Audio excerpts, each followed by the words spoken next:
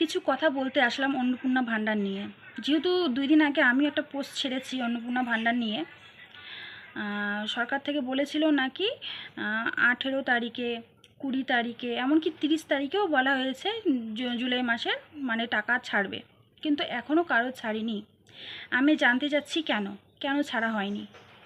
যারা যোগ্য তারা পাচ্ছে না, যারা অযোগ্য তারা পেয়ে বসে আছে। আমি সরকারের কাছে একটাই আবেদন, দিলে সবাইকে দেবেন, না দিলে কাউকেই নয়।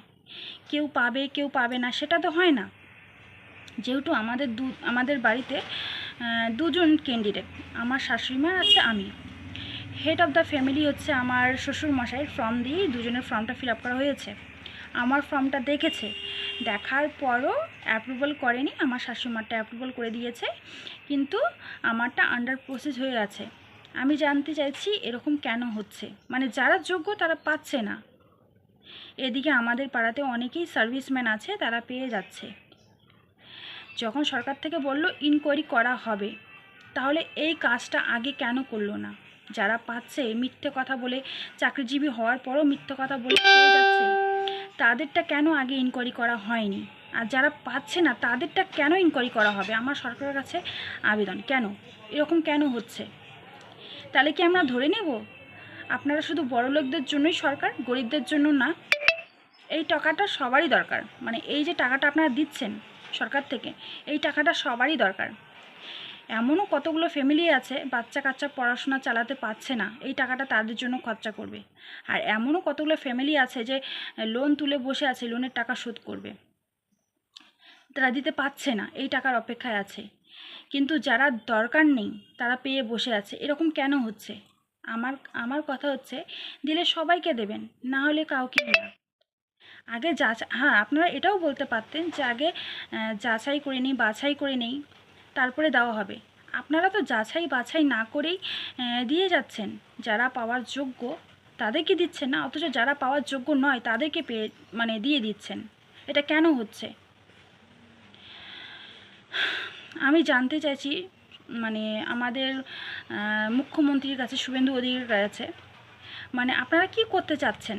ভোটটা আমরা আপনাদেরকে বেশিরভাগ এই কারণের জন্যই আমরা নিয়ে এসেছি, যাতে আমাদের আর্থিক সহায়তা হয়।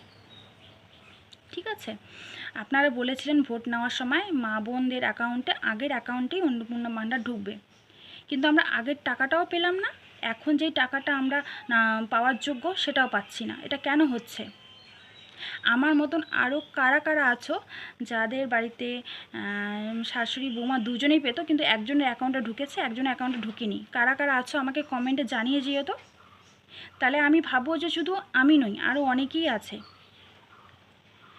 আমি চাচ্ছি যে পেলে সবাইকে দেবেন, না দিলে নয়, কিন্তু ইনকোয়ারি করে। কিন্তু এদিকে সার্ভিসম্যানরা পেয়ে যাচ্ছে, যারা যোগ্য তারা পাচ্ছে না, সেটা হয় না। দেশের মুখ্যমন্ত্রীর কাছে একটাই আবেদন, আপনারা ভালো করে যাচাই বাছাই করে, লাগলে আপনারা 6 মাস কেন 7 মাস নিন, ইনকোয়ারি করেই দিন, সবাইকে দিন।